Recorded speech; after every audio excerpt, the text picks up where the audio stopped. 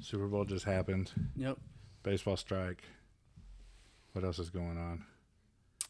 I mean, the second half NBA season starting. NBA, yeah. College football. College, yeah, recruiting. All right. I think we can get into something. Just following your lead, man. Whatever. All right, dude. You ready? Yes, sir. All right. Let's go.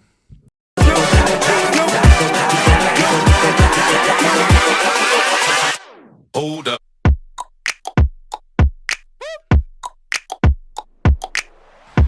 Welcome back to another episode of Highly Unapologetic, the podcast. I'm your host with you as always, Adam, and sitting next to me, Your name, please? It's Alex Cruz. Alex Cruz, homeboy from, so many of y'all know that I went back to school. This is my second semester, and I actually have Alex in a couple of classes on Tuesday, Thursday. Yes, sir. Right? Announcing and advertising. And we got to talking one day, and just thought it'd be a good idea to bring you on, man. Yes, sir. Thank you. So, Appreciate yeah. Glad you could come out here. Was it a long drive? It was pretty long. I'm over there by North Star, so it was Oh, that's not too bad. a little drive. Not too bad. Not too far. I've had a couple of hosts that came from Alamo Ranch area or over by Southwest High School. Okay, yeah. And they'd come once a week, and There's a drive. that was a drive. So Upwards of 40 minutes, something yeah, like that. yeah. Took you what, about 20 minutes? Yeah, 25 minutes. Oh yeah, that's not bad. Not too bad. But glad you can come out. Yes, sir. And I like your jacket, man, a lot. I Thank like you. your jacket a lot. That's right here. I'm not a big NBA fan by any means. The NBA kind of bores me. I'm into like the NCAA basketball. Okay. But the NBA kind of bores me. But I love the Spurs, and I think they've got one of the best logos. Yeah, Like, you're talking about the Y. Well, it's not the Y. It's Well, a U. all of them. I like the spur. Oh, okay. I like the Fiesta colors that you have on. Yeah. And then I like these new for the city uniforms that they have this Yeah. year with the what is it, the teal and the pink and Yeah, whatever else. Those Fiesta colors. Yeah. I love the old Fiesta colors. Yeah. And I wish they would actually bring back the old Fiesta court from the Alamo Dome. Yeah, I wish they remember would do that. They're doing the jerseys, the special edition jerseys Yeah. when they bring back the Fiesta, but I think the logo and the itself should go back to being Yeah, Fiesta absolutely. I agree with that. colors. It looks so much better on apparel and the court for sure. It's always fascinating to me how we upgrade logos, but with once you start looking back at the old logos, the older logos were always like better to me. Yeah. Like I'm an Eagles fan for NFL, right? Oh, I'm sorry. Yeah, I know. Yeah, it is what it is. And they've got the eagle, and incorporated with the eagle is the E. I don't know if you knew that, but I like the old spread wing eagle that they had when it was like Randall Cunningham and Reggie White playing for them. So you're a sports dude, and that's pretty much the reason I wanted you to come on this podcast. Okay, cool. Because you know sports, you want to talk sports. That's what you want to do, right? Yes, sir. Like once you get done with school. Yep. So let's just do this real quick. Who are your teams? You already made fun of me for being an Eagles fan. As far as NFL, I am a diehard Dallas Cowboys fan. Oh, no. From Texas, born and raised, bleed blue. Oh no. So Cowboys all day. Okay. NBA, I'm an NBA fanatic in general. I love NBA players. I love everything about the game. I can, enjoy so many different players from different teams all around the league. Okay. As far as like college football, A&M. A&M. Okay, we Texas agree on that. Texas A&M all the way. And then you're and that's for NCAA football and basketball. Yes. Man, I know guys, and I know one specifically who he's the biggest bandwagon of them all for football. We found out he was an Oregon fan when Oregon was real good, when it was Mariota. Yes. And they were going to the national championship every year. Yep. And so when Oregon was good at basketball, we were like, man, your Ducks look real good, whatever. And then he's like, nah, dude, for basketball, I'm a Kansas fan. And I'm like, yo, are you serious right now? So he's okay. So for NCAA, you're straight A&M, basketball, yeah. Baseball. Okay. What about your MLB team? So I recently started getting more into MLB just Okay. because I want to be the sports podcast and all that in the future. So I have to be able to be very versatile talking about sports. Okay. I wasn't always a big baseball fan, Right. so I started trying to figure out what team I like. Okay. And I feel like I just wanted to associate myself with the Texas team. So It's fair. I'm not gonna say I'm a bandwagon because I had to choose a team that was in Texas, Right. just because that's where my other teams are. So you picked a good team out of And Texas. I and saw- it was the Astros. Okay. All right. I'd say about 4 or 5 years ago, which was around 2016, 17, I Okay. did choose Astros. So right there in the middle of them cheating. I mean, if you ain't cheating, you ain't trying. Okay. All right. It's like my drill sergeant always said: you're not cheating, you're not trying. Okay, cool. So when you, in regards to sports, like what is your favorite sport is basketball? Is that what I gathered? Between basketball and football, but often than not, I'd watch a basketball game over football. Okay. And that's funny you say that. I would watch a preseason baseball game over the Super Bowl and a basketball game any day. That's just how diehard and nerdy I am with About baseball. baseball. You know what I mean? Yeah, for like, sure. Like right now, I'm like, so right now is supposed to be my favorite time of the baseball season because I love the off season. Yeah. Okay. I love the hot stove. I love the off season where so and so is going to go and how much money he's going to get, and once he gets that money, once player A gets that money, and let's just say he's a shortstop. Yeah. What's the next shortstop going to do in regards of money? I love that. Yeah, there's a lot of activity that people don't realize in the off seasons of any sport. Right. There's a lot that goes on in the during the season, but the off season, Right. there's a whole lot of things happening in the background. And the off season is my favorite time of the baseball season. But I love the actual season. I love watching games. I'll watch games on TV. Not a lot of people can do that. You know what I mean? I can sit down, and I've got ADD, so I'll be moving around, and I can't watch a movie unless it catches me within like first 2 or 3 minutes. I can't watch a sitcom if it doesn't get me. So how do you watch a baseball game? Exactly. And that's the weird part. That's what I was getting to. Like watching a baseball game to me is like therapeutic. I can sit down. But you I can grew watch up playing it. baseball as Right. well. Right. And so it's the chess match that I love about a baseball game. Yeah. Okay. So you got a guy with this count. He just threw 2 fastballs. What's he about to throw me? Is he going to throw me another fastball, or is he going to throw me a breaking ball or a changeup or whatever? Usually you listen for the sounds coming out of the tunnel, and that'll so, tell you. Yeah, you're listening for trash cans. I think it was 2 pounds on the trash can. There's a changeup coming. That's what you listen to, man. That's how you play baseball. So hey, man, you fit right in with the Astros fans. And what I hated the most about the Astros and the cheating, everybody cheats. I get it. Like there's sign stealing and there's this and there's that. But what I hated so much was how puffed out the chest the players were about it. Like almost we cheated. What are you gonna do about it? Carlos Correa was the worst about it. And their little fake apologies. I heard people arguing Jose Altuve just because he wouldn't take off his jersey just because there was a fresh tattoo. There was a microphone. there was a sound piece, and we all know it.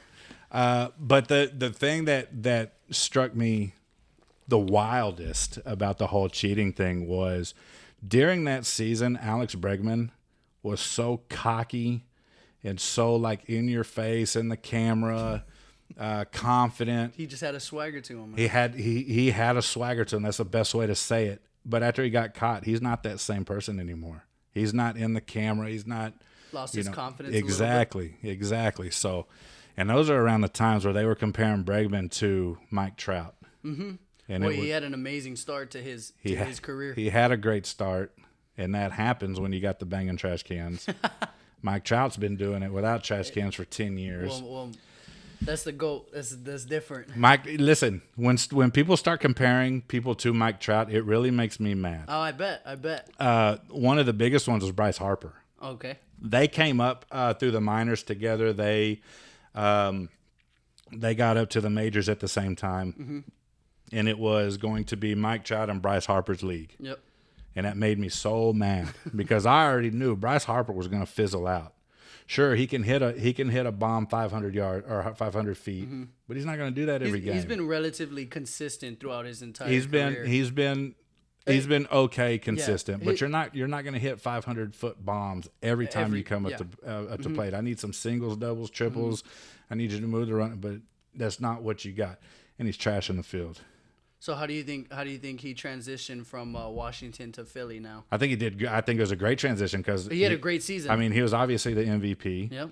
And I'm glad he's doing well. It's just the comparisons to Mike Trout. When Mike Trout retires, he will end up being the GOAT. Yes. I think he'll pass. I think, Barry Bonds is up there, but he's a cheater. And of course you got Willie Mays and Babe Ruth, who are, whatever, debatable number ones, interchangeables. But I think once Trout's done, if he stays healthy, he'll be the clear-cut number one. And everybody falls behind him. But I would love to see him win a World Series. Oh, got to. Absolutely love it. But it just goes to show in baseball that one player can have a major impact on winning just as much as no, any absolutely. other sport.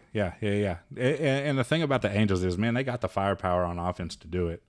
But you're not going to win a whole lot of 8 to 9 games. You know what I mean? Like you gotta have pitching. You gotta win those games. You're scoring 8 runs. You gotta win those 8-2, 8-3, whatever. But we don't want to get too far into baseball. Baseball apparently bores some of my listeners. So, what else is going on? We just saw the Super Bowl. That kind of went as I thought it would. Yeah, it was a defensive. It was a defensive game in the second half. Right. Who are you going for? Who did you pick to win that game? So I saw it as this. I see Matthew Stafford as a really loyal quarterback, and you don't have a lot of loyalty these days in professional sports. Okay. And Matthew Stafford stayed loyal to Detroit for so many years, and I thought his loyalty should have been rewarded. So I was hoping Matthew Stafford would end up getting a ring. I picked the Rams for the exact same reason. I wanted Stafford to win his ring. It was time. The only thing I hated about the Rams winning was Odell Beckham Jr. winning a ring. He's a clown, and I don't like him, and I'm sad that he won a ring. And I wouldn't have been mad if the Bengals won the Super Bowl. I wouldn't have been mad because I'm a huge Burrow fan. Yeah. I love Joe Burrow. I love the up-and-coming quarterbacks that we have. Like all our quarterbacks, such as Peyton Manning, Tom Brady, Drew Brees, Phillip Rivers, Ben Roethlisberger. They're already exiting, and now we have a new coming-up quarterbacks. So I love to see them dominate. The NFL is in good hands with quarterbacks. Oh, for the years to come. Because you got Burrow. You got Josh Allen. You have Patrick Mahomes. You have Lamar Jackson. You have Kyler Murray. You have Dak Prescott. So he just said Dak Prescott. I did. He's trash. I did. He's not trash. He is super trash. He's not. I don't think he's trash. You can win a ring with him. I'll say this about Dak Prescott. Will he win you a ring? No. But do I think he will be the cause of you losing? No, he won't. He's a great game manager. Okay. And we've seen teams win with game managers, such as Russell Wilson with Seattle, and in the early of his career, and the beginning of his career, Tom Brady with New England. So I agree he's a good game manager, but I do disagree with could Dak lose you a Super Bowl? I think he could, because you got to look at it this way. Look at the team around him. He has obviously the best wide receiver core in the league. You don't agree with that? It's definitely debatable. I think he has top 5. CeeDee Lamb, Gallup, who are his other receivers? Cooper. And Amari Cooper, right? Yes. Then he's got a good running back stable. I think Ezekiel Elliott is done. I don't think that good running back applies to Zeke anymore. I think once he got his contract, it seems like he's sort of just kind of phased out of that aggressive aggression that he had his entire career. Spoken like a true Cowboy fan. Like that's all I've been hearing from Cowboy fans this year is get Zeke out and get Pollard in. Yeah, give Pollard more. Which I agree with that. I think Pollard's great. I just don't think they have the best receiving core. I think you still got to look at other teams like Tampa with Antonio Brown, Scotty Miller, Mike Evans, Chris Godwin. I mean, they were up there. They were up there, and then you still have the Bengals. I mean, having T. Higgins. Higgins kind of came out of nowhere this year, yeah. Yeah. I mean, T. Higgins and Tyler Chase. Boyd, Jamar Chase. Yeah. I mean, it's a really LA solid. has a good one, and Cooper Kupp, OBJ. And then once Robert Wood gets back, if Odell resigns, I mean. I hope OBJ goes away forever. You can't dislike him that much. I do. I think he's a clown. He's out there, but that's what's great about him. That's what's great about his just his persona is that he is that clown. He is who he is, I guess. Yeah. I mean, you're right. But anyways, yeah, I mean, the Super Bowl, the best part about that Super Bowl was that old school halftime show. Listen, when it comes to music, man, I hate these new clowns that rap today. I agree. I think that the halftime show, I don't think it was the best. And You don't? No. Who's the best halftime show in recent years? Okay, how recent are we going? Let's just say 10 years. Okay.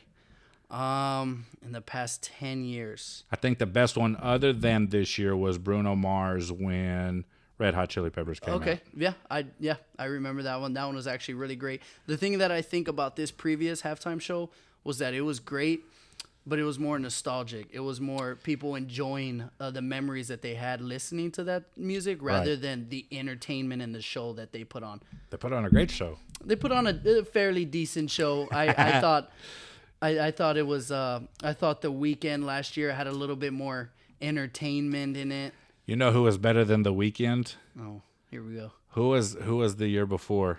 Before J-Lo and Shakira? Oh, what is her name?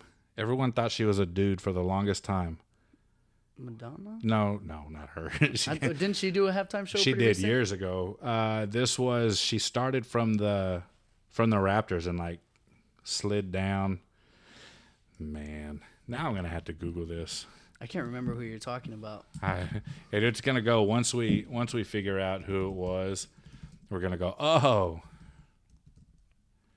all right. Halftime show history. Who was? Oh, Lady Gaga. Before I even get there. Oh, okay. Lady Gaga was better than the one you. Oh, just you said. think? Yeah. So you're not a Weeknd fan? No, I don't like The Weeknd. Oh, okay. I don't like R&B much. Period. Okay. Once you get past like Keith Sweat and Joe and like that era, so the 90s era of R&B. So you weren't really into 2000s R&B. Right. And that's the era I grew up in. I'm almost 40 years old. I'll be 40 in a couple months. So the 90s was my era. Okay. So I mean, but it's still hard to say Lady Gaga was a good halftime show because I mean it wasn't that great. I'm just not a Weeknd fan anymore. Oh, okay, I understand. He put up a show. He put on a show for us. So yeah, and this halftime show was the first one I actually didn't like turn off in the middle of it because it was nostalgia for you. I like seeing the beginning of the halftime shows and like what kind of cool stuff they're gonna do at the beginning to get everybody into it, and then I'm kind of over it. Oh, okay. You know what I mean? Everybody was surprised that even 50 Cent made an appearance and he wasn't in the lineup. Fat 50 Cent. I don't think he was fat. I mean, that was. I mean, he was a little swollen. Yeah, he was. I mean, he wasn't fat, of course. Yeah, but. he's much older than when he was previously. But right, when he was buff. But even then, it doesn't. To me, it didn't constitute as being overly weight. Right. He still had some muscle. He took some heat in the social medias from the Twitter fans. Upside down. Yeah. I saw a couple memes coming out of this halftime show. Yeah. They were funny. they were hilarious. And 50 Cent is my least favorite of all those rappers that came out. Okay, so you're a Kendrick fan? I'm a Kendrick fan. I do like Kendrick. Okay, so for hip hop today, I say it sucks, but there are a few exceptions. Kendrick's one of them. Okay. J. Cole's another one Absolutely. of them. And I'd say that's about it. As far as rapping or as far as artists in general? Rapping. Okay. Well, yes. I'll say this too. I mean, artists in general. Okay. When I get in the car, I listen to Sirius XM to the Lithium station, which is 90s alternative and grunge, like the Pearl Jams and the Nirvanas. Like that's my style of music that I like. So it doesn't. It's not happening anymore today. You know what I mean? I love artists. I love artists in general. I look at it more than just a single rapper. I like artists that are more than one-dimensional. Right. So I like Kendrick Lamar. I like J. Cole. As much as people aren't huge fans of him now, Kanye West is someone I like love Kanye. listening. Yeah. I mean, everywhere you look now, Drake is in every record book, and I enjoy Drake from an artist standpoint for just his versatility. I'm 50-50 on Drake because I'm not a huge fan of his delivery, but I do enjoy some of it. I enjoy some of his stuff. I will say this about rappers today. They have some sick beats. Yeah, for sure. So it's a trap beat movement that started coming in. Right. I did a episode, man, it's been some months. I think it was sometime last year. And I was talking about how Cardi B has some great beats. Great beats. And it would be great music until she opens her mouth. Yes, I agree. You know what I mean? Yeah. Like Cardi B's music is great until she starts rapping. I'm the same with 21 Savage. She should be a producer, exclusive producer, Right. and let somebody else Right. speak on her You beats. make my beats, and then I'll rap it. Yes. Yeah. Absolutely. Yeah. No, I agree with that 100%. 21 Savage is the same way. 21 Savage, I'll use his beats, but I'll do the rapping. Some songs he's done that are pretty. He's done that are okay. pretty decent. Same with Meek Mill. Meek Mill had that Green album, and he had some great beats, and then he started rapping. I'm a little different on Meek Mill. I think Meek Mill is one of the best rappers. You think so? Okay. He's put out one of the best songs I've ever heard as far as rapping in this era, and that is the Dreams and Nightmares. I think Meek Mill has to be up there as one of the best rappers when you look at it from that perspective. In this era? Yeah, in this era. Or ever? No, in this era. Who's your favorite rapper ever? Oh, man. I feel like I'm sitting here with you if I don't say Tupac, Biggie, something like that. I think as far as me enjoying rap and just listening, I love storytelling. Okay. And I think J. Cole or Eminem has to be my favorite as far as just putting together a great story. I'm not mad about that. Biggie was a good storyteller. He just has his body of work is just real small because, of course, he didn't get to make many records. But as far as Tupac goes, I think Tupac's highly overrated. I'm gonna tread carefully with Tupac. I don't want to upset anybody. This podcast is called Highly Unapologetic. I see that. Okay, well then let me take the filter off. Okay. Tupac was great. Okay. He represented a West Coast rap that people loved, and that was, he took over that sort of torch that was from NWA that kind of led the way to gangster rap. Right. So I enjoy Tupac. Do I think he is the greatest? No. But for his time, what was going on in California and what he brought to the state, I think was pretty great. Right. When he was rapping, that was right in the middle of the big East Coast, West Coast battle. Yes. Headlined by him and Biggie. Notorious. Right. Yep. So if you look at my rap playlist and my rap catalogs, you will see a heavy New York influence. Okay.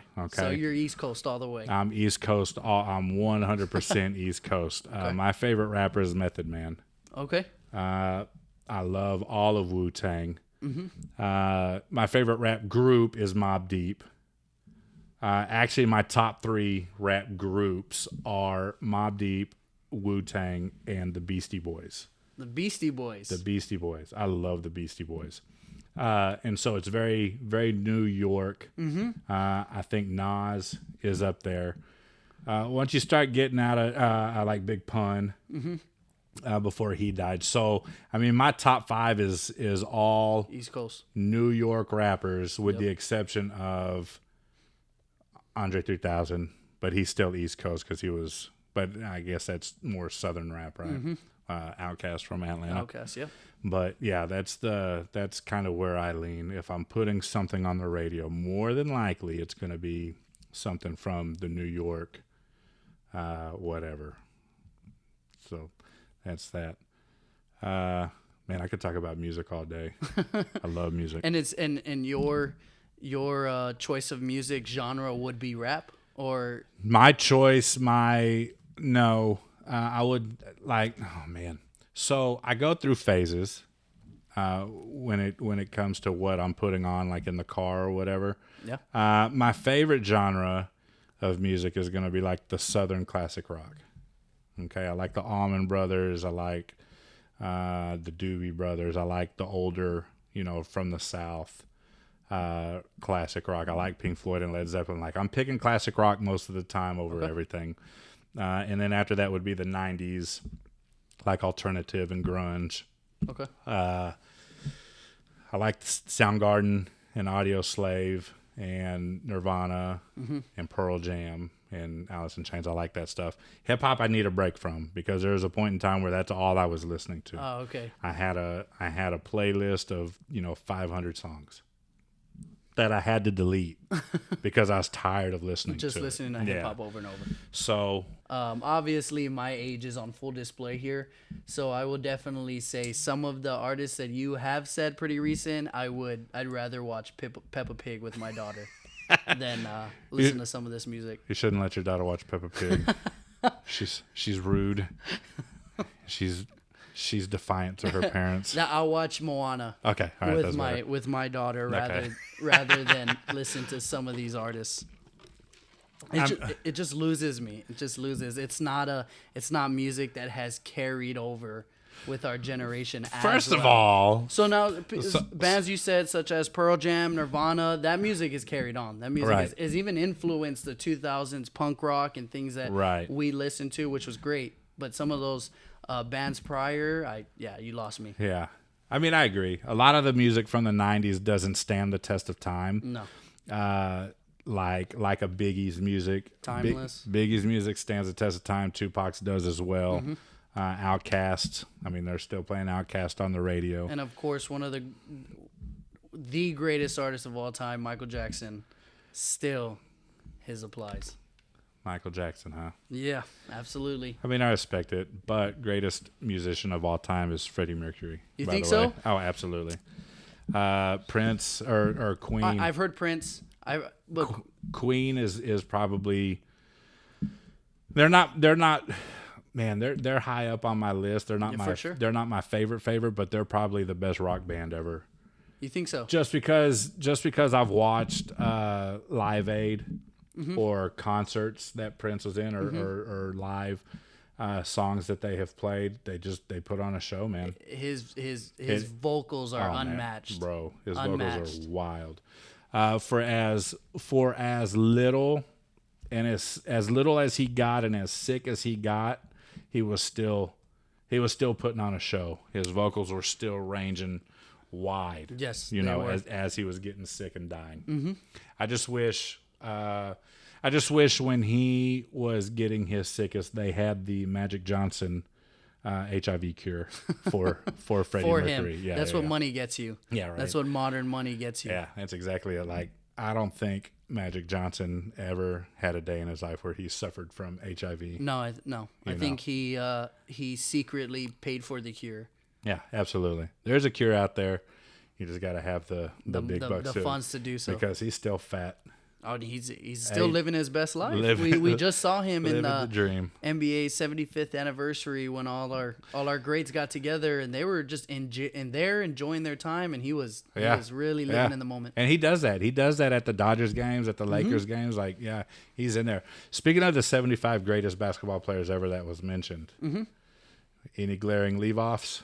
Dwight Howard. I thought he was on there. No. Oh. Anthony Davis is in there over Dwight Howard. Now, as far as talent, Anthony Davis is one of the rare talents we've ever seen at power forward. Okay. But leaving him off of putting him on the NBA's top 75 over Dwight Howard. Yeah. Okay. Dwight Howard was dominant for years. So how do you feel about them adding, let's say, Russell Westbrook, but leaving off Tony Parker? I know that I'm wearing this right now, and I'm going to upset a lot of people, and I do not care.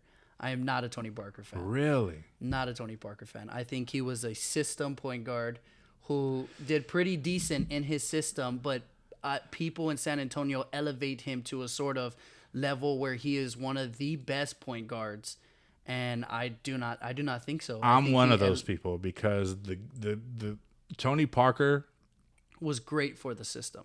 Tony Parker led the league 1 year of guards scoring in the paint as a point guard. I mean, yeah, he was definitely sounds funny, but he was a slasher. He would just drive into the paint and he would finish. He's a great finisher, and he had a killer floater, and he had a Okay, so then let me ask you this: what makes Westbrook better than Parker?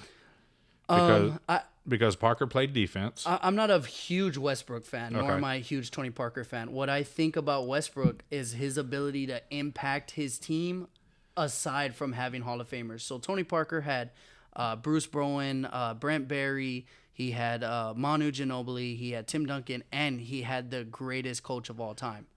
So he just fits so well. I think he benefited from having such great players around him. It's as people see Draymond Green. People are not huge fans of Draymond Green. Don't think he can do very well on another team, but because he plays with Stephen Curry and Klay Thompson, he fits in that system. I see Tony Parker just as the same. There's no league awards. He's a 2 to 3 time All-Star. He's only averaged 20 plus points maybe once or twice in his career. He's not a transcendent point guard, and I don't think he's among the elites. Okay, let me ask you this one. Dame Lillard was on the list over Manu Ginobili. Now, if you don't put Manu over Dame, that's dumb. So what I think about Manu Ginobili is he's the greatest sixth man of all time. Mm-hmm. You can argue Lou Williams, you can argue Jamal Crawford, Jason Terry was a good one. But just Manu Ginobili is the greatest sixth man of all time. But when I think about a team built around this player to take them to that next level, it's undisputed. Damian Lillard is a generational talent, just as Stephen Curry. Their ability to shoot anywhere on the court, their ability to elevate their team. People forget Damian Lillard was left all alone when LaMarcus Aldridge left and Nicholas Batum and Wesley Matthews, and he carried that franchise for many, many years. So I think I'll say it like this, if Manu Ginobili didn't have Tim Duncan, the Spurs still would have been one of the top teams. I think so. In the league because of Manu. Manu showed his talents even in the World Cup, and even in the World Cup, the Olympics. Right. He did great, and they even won a gold medal. So I think he would have been great on another team. I just think he realized the bigger picture of sacrificing in order to have success in the NBA, which he did. I feel like he knew it was Tim Duncan's team. Everybody knew it was Tim Duncan's team from the moment he got drafted. But I still feel like, I mean, even if Damian's on there, I mean, you can definitely take Westbrook off for Ginobili. I don't think Westbrook belongs on there at all. I think Westbrook sucks. I'm not going to say he sucks. He is if Oscar Robertson is on this NBA top 75, you have to have Russell Westbrook. Okay. Russell Westbrook is the triple-double king. If you talk about a player being able to do everything, that's Russ. Now his decision making is not the greatest. Right. And the Russ we are seeing his now, shot is trash. Yeah, he's not a great shooter. But when he was younger, when he could rely on his athleticism, he was yamming on anyone and everyone. Did you disagree with any of the order of, let's say, the top 10? Because there's a big debate going on the social medias right now about a particular player being put over. LeBron is the GOAT. I just want everybody to know MJ's the GOAT, but that's not who I was talking about. There was a I think what they put Tim at 6. I think I saw him a little bit later. I think I saw him around 7 or 8. Yeah, so they had Wilt Chamberlain, Magic Johnson, Kareem, LeBron, Michael Jordan, and I think they even had Kobe over. No, this was the debate. This is the debate. They had Tim over Kobe. Oh, okay. I think they had Kobe at 9 or 10, and I think they had Timmy at 6. Okay. And I thought there was a couple more like Bill Russell, Wilt Chamberlain, Kareem. Yeah. I mean, yeah. Magic. I think it went MJ, LeBron, yes, Magic. Kareem. Yep. Magic. And then Wilt. I think it was Bill Russell. There may have been Bill Russell, and then LeBron, and then Timmy, and then there was I thought it was Larry Bird, then Timmy. Let's pull it up. Yeah, just so we. Yeah. We can do that. Top 75 NBA players. Let's see here. I really enjoyed that they did that. Yeah, I like when they do that. Mm-hmm. And they gave them a great. What was that on ESPN? Yes, it was on ESPN. ESPN. I love the show that they did at all time in the All-Star game, giving them their praise. I really enjoyed that. Right. Yeah. All right. Here's the team list right here, and it went. I don't think this is right. What is that doing? I think it's asking questions on the NBA 75. That says 70. Okay.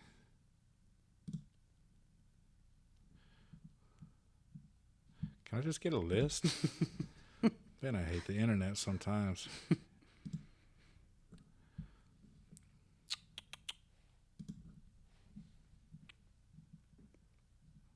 Okay.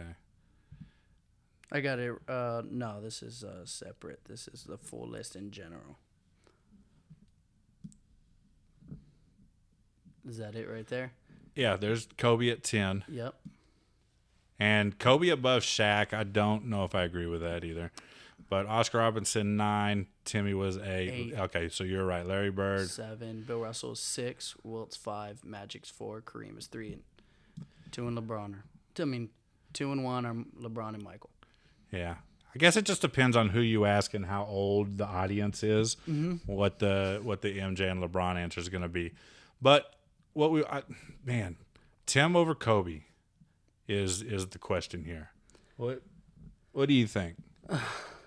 They have very similar resumes. Yeah, very similar. As far as NBA MVPs go, how many championships? I think they both won 5. I think they both had the same amount of All-Star appearances, All-NBA. NBA Finals MVPs, All-NBAs, defensive. Both of them were defensive. stellar two-way players. So I don't know, man. When you you can look at it from multiple perspectives. You can look at it as Kobe just, brought an entire franchise, just to the top. There was a couple years in between when Magic left and, the Lakers, what they were gonna do and how they were gonna get back to the top. Right. Kobe certainly took them all the way to the top. Kobe, yeah, I agree with that. Kobe took them there. Or Kobe was the designated guy to take them there. Yes. I don't think when it was time for him to take it there, he was ready.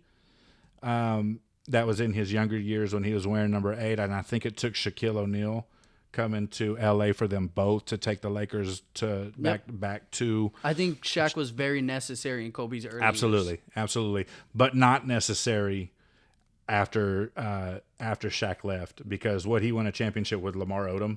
And Pau Gasol. Okay, yeah. Pau Gasol, he was a good one too. Oh, he was one of the best. He was one of the best power forward at the time. At the time, I'm not saying he is the best. He was one of the best power forwards one in of the best. I like that. Yeah. Okay, that's better. Yeah, Tim Duncan was still alive and well. Yeah, Tim Duncan was still playing. Yeah, no, I've never disrespected the greatest power forward. So do you go Pau or do you go Mark? Oh, that's a tough one. Which Spaniard do you pick? Which brother do you pick? They both were great at what they do. I kind of like Marc Gasol a little bit more just because his vision. People don't realize that some big men, what vision some big men have. And Marc Gasol is actually a defensive player of the year. He can get you a double-double every night, and he can also get you 10 assists a night if he needed to. It's just a shame he was doing it on a bad team. Memphis team. They did pretty good a couple of years. They surprised us. They even beat the Spurs. Yeah, in the first playoffs. Yeah, so we've seen them, get a little bit close, but they just couldn't do it at the end. I agree with that. I like Mark. I like his thicker post game. Yeah. He's just bigger than Pau was, but man, Pau was so good. Yeah, he was so perfect with Kobe. But I love. You mentioned a big man with vision. I love a big guy who can pass. Yeah, Arvida Sabonis from Portland years ago. Yeah, I mean, his son now plays for Indiana. Well, he got traded. He plays for Sacramento now. Oh, does he? Okay, that's right. Man, I love Sabonis. Love his game. I do too, and I just feel bad that he had to go from Indiana to Sacramento. You went from Indiana to Sacramento. That's like, I don't know if that's a lateral move or if you're going down any, but it's not a good move. Yeah, it's not. Yeah. I was hoping the Spurs would make a play for Sabonis. That he's a player that fits the mold of what Spurs has as far as international players, and I just don't think the Spurs are gonna do much until after Pop leaves. They're terrible. Oh, they are terrible. They're so bad. What I think it is with Pop is he's the greatest coach of all time. And he knows it. Yeah. I think he's sort of relaxed. He's relaxed a little bit, and it seems to me that he doesn't he doesn't transcend with the NBA. Oh yeah, I've said that on this podcast multiple times. The game of basketball has passed Pop up. Yes, and he's even said publicly that he has lost his love for basketball because of its transition from in the paint to behind the arc. Right. I think he's going to get that record, and then once he gets that record, yeah, he's I think done. this might be his last year once he has that all-time record. So once he leaves, who's taking over? I thought Becky Hammon. I thought she should have taken over the reins. I thought Pop being her mentor for so many years, her knowing the game very well. I thought she should have taken a shot at it, but she ended up becoming a WNBA head coach. So good for her. I don't think that takes her out of the running, per se. I think it gives her more experience as being the head coach, as opposed to just working under somebody, which is going to be good for her once she does start applying to and interviewing for more NBA jobs. If there was a woman NBA head coach, my money would be on her. Oh yeah, to absolutely. be the first one. Yeah, and I hope she is. She's great. I just don't know if she'll replace Pop at this time. I think it's going to be Manu. Tim Duncan was also did a coaching stint with San Antonio. Yeah, so but he said he didn't enjoy it. That's why he didn't come back. I definitely see Manu's IQ, him be able to transition to a coach like that. It's just, is he? Do you think he'll be set on San Antonio, on only San Antonio, or do you think an NBA team that reached out that he'll entertain that offer? I think he's working. He's working currently in the front office for the Spurs. Correct. I thought he was being a sort of like consultant. Yeah. Sort of. Just like a mentor and. I think he has a paying gig in the office for the Spurs. So I think a transition into a head coach, because that's what Pop did. Pop was the GM. I think he had 2 titles when he fired Greg Hill and took over. I can see Manu doing that. Yeah. Just sliding in. The only thing I don't want to see is him coaching the way he was taught by Pop. You know what I mean? You just gotta look at it different. It's just gotta be different. The right. NBA is different. You can take a lot of things that Pop taught you throughout the years and apply it to how the NBA is played now. Exactly that. And that's what I would want if Manu did that. If Manu came in, started coaching, and he brought the Spurs back, I would start watching the Spurs again. Okay. I can't remember He can bring back. I mean, Pop's his half court defensive press and his system in half court defense was great. Right. Manu could bring that. Manu could bring accountability to his players. Manu can bring that sort of pride that you play for the Spurs to the team. But as far as that offensive system that is predicated of next man open, we're not gonna shoot all these threes. Unfortunately, that's what it takes to win a game now. Yeah. It takes a Steph Curry making 15 threes a game to win games. I don't think, San Antonio's not a real hotbed for NBA free agents. Well, there's not very many small markets out there that attract players. I don't think Becky Hammon is going to be the coach that attracts big name, unfortunately, to San Antonio. I do, however, think Manu does. I think Manu can put together a team, and just Manu's name alone will bring a big free agent to San Antonio because he wants to play for Manu Ginobili. For a Hall of Famer. Right. Who knows? Yeah. That's what I think. I would start watching the Spurs again if Manu came in here and just took the NBA world by storm. And became a head coach. And brought the Spurs up. If Manu takes over next year and they're the 4 or 5 seed, I'd start watching again. Yeah. Because I know they're a long ways from a 4 or 5 seed. That's a rebuilding project. That's a pipe dream for sure. But you got a good base with DeJounte Murray and what's his name? Jakob Poeltl? Yeah. I like Jakob Poeltl. Poeltl, or whatever I don't know how to pronounce his name. I think you got a good base with those two. And then you just... I do like Keldon Johnson. I thought Keldon Johnson playing for the Olympic team and started being around those players and learning from those players. I think he can be a great 3-and-D player. And that's what you need in the league nowadays. You need those defensive players that can go ahead and get you a bucket on the other end. Right, but I need him to be able to do more than just shoot a 3. You know what I mean? Sometimes that's what you need. San Antonio in 2014, it's not too far long ago when Danny Green was just destroying Miami, and he was a 3-and-D player. That's what you need. He's a great defensive player. Underrated defensive player. Yeah, for sure. Bruce Bowen was a defensive player. Yeah. Didn't have anything for you on the offense when he besides that corner three that he'll give you. Well, when he was playing in Miami before we traded for him, he had nothing for the offense. He was literally a defensive stopper. That's Pop. And Pop literally told him, "Listen, man, you're going to come here. You're going to play defense. That's cool and all, but I can't be playing 4-on-5 on offense. Yeah. You need to figure something out." And so he worked on that corner three and became one of the best 3-point shooters in the league for the next couple of years, which is awesome. And so that's what I need out of Keldon Johnson. That's cool. You can give me, 35% from the three, slash a few times. Give me some mid-range, do something else. Don't be one-dimensional on the offensive side. Yeah, he's still pretty young. I think he can elevate his game playing with Pop a little bit more. Yeah. It's the same thing as Kawhi. When Kawhi came out of college, he did not have this offensive arsenal that he does now. That was that was Pop and the shooting coaches. I like Primo.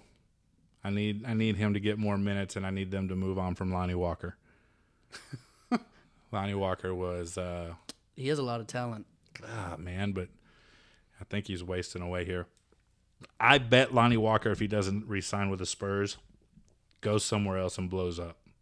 So a lot of people were mad that DeMar DeRozan came to San Antonio and didn't really give you the Toronto Raptors version of DeMar DeRozan. He wasn't being coached right. And that's no offense to the greatest coach. But what Pop does is he has these players work into his system. Right. And he doesn't make a system that works well around his players. But it's also wild that with the lack of talent that DeMar DeRozan had around him. I mean, he had DeJounte Murray. Okay, cool, but he wasn't the all-star DeJounte Murray that we know right now. Yeah. But he was still taking, I think his first year here, he took the Spurs to a 6th seed by himself. Underappreciated for that fact alone. Now he's in Chicago killing it. Yeah, he is. Yeah, so I don't know. I think San Antonio is just where your career goes to stall out for a little bit. You know what I mean? Yeah, but barring Tim Duncan and Manu. Right. Man, can you imagine Tim Duncan? He was projected to go to Boston instead of San Antonio. I think we had the second. I think the Spurs had the second worst record that year, and Boston had the worst record. And Boston was supposed to win the lottery and get the number one. Can you imagine how the NBA would have shaped out had Duncan gone to Boston? I mean, I don't know. I would have enjoyed it from the standpoint of I wouldn't have to hear Tony Parker's name ever again. So I would enjoy that. I love Tony Parker, man. Number two, Tim Duncan would have never gone to Pop. So would we have seen Tim Duncan? Yeah. Tim Duncan and Pop were made for each other. Yeah. But Tim Duncan also would have played for a Pop, a player off the Pop tree in Doc Rivers. Mm-hmm. You know what I mean? So, there still would have been some NBA growth there just because, Doc Rivers isn't a trash coach. No, he is not. He's not great. But he's on the top. I think he's on the top 15 greatest coaches of all time. So. Yeah, but so is Steve Kerr and Eric Spoelstra. I don't understand the Eric Spoelstra. Steve Kerr, I definitely think should. Listen, man, you and me, we could sit on Golden State's sideline right now as the head coach, and we'd still be in first place. I don't think so. He's not. He's not doing anything. That's Splash Brothers and Draymond. I don't think so. I think that system. So before Steve Kerr, it was Mark Jackson. Right. And I thought Mark Jackson did a great job as far as building up that confidence in Curry. But that system, that passing the ball, how much assists that they have a game, that's Kerr bringing that from what he learned with Pop, no doubt. He's a big piece of that. I think he keeps them accountable on the defensive end. They were not a great defensive team even when Mark Jackson was there. Still not. And I mean, if they need to lock up, they can lock up. I think they're one of the best defensive efficiencies, and led by Draymond. I think Draymond could go to another team and still be as good as he is. I think so. There are a lot of people that do not. As long as he is not in the offensive spotlight, I think if he's an offensive role player like he is right now, but the defensive star, he would still be successful. I think so. In other clubs. I think he is a versatile. I don't know if I'm going to upset people. I think he is a versatile Dennis Rodman. That's how I see him. Not in the sense of he can get you 20 boards a game. I don't think he can. But that sort of heart that he brings to the team, that defensive presence that he brings to the team. Was Rodman on the list? Yes, he was. Good. Rodman's one of my favorite players ever to play. I mean, I like those weirdos, you know. Stuff. We love stuff. I don't know some what that really is. great stuff out there. But I doubt that any of us will look back. That was weird. We just had an ad from ESPN to start playing. We're not sponsored, by the way, so I don't know what that was. No, Rodman. I like the weirdos from the late '80s and '90s ball. It's definitely Dennis. Yeah, Dennis was a good one. Charles Oakley is one of my favorite players. On all these players are just bruisers. Yeah, Larry Johnson. Yeah, bruisers. Anthony Mason. Mm-hmm. Those old New York Knicks teams were some of my favorites. But growing up, Reggie Miller was my favorite player growing up. And so watching those old Indiana, New York series, those are my favorite, dude. Spike Lee still has nightmares from those games. Choke. Man, I remember I was young when I watched Reggie Miller score those 8 points in 7 seconds. Oh, he was. And then give Spike Lee the choke. Man, that was great. Reggie Miller was great. Oh, he's one of the greats. Those Indiana teams were some of the greatest teams that never won a championship. Mm-hmm. It was Mark Jackson played for them. Referring to the 90s or early 2000s? The 90s. Oh, okay. I mean, of course, they were stuck between a rock and a hard place because they were in a division with Chicago, with Michael Jordan, you know, so that they were having to go through them, or they were having to go through Anthony Hardaway and Shaq in Orlando. Mm-hmm. But, man, you had, on that team, I remember you had Mark Jackson, Reggie, Rick Smits, Antonio Davis, his brother Dell Davis. Mm-hmm. I can't remember. I think Byron Scott played for them for a little bit. Man, those are good teams. Mm-hmm. And they should have won at least one championship. They but just couldn't. You got the Michael Jordan effect. You know what I mean? But does Michael Jordan win all those rings without Scottie? No, he didn't. Really? Yeah, he didn't. We know that because he didn't. Because that's fair. I can pull up proof that he didn't, nor did he ever get past the first round. So, yes. Okay, so let me ask you this: Scottie without Jordan? No. They were made for each other. Yes. You're right. I'm not going to sit here and tell you, would Jordan have won one, maybe two without Scottie? Maybe. But will he have six? No. So Michael Jordan does not quit those 2 years to go play baseball. Do the Houston Rockets win those championships that year? I don't know, because he did. So Houston won. You hate hypotheticals, hey?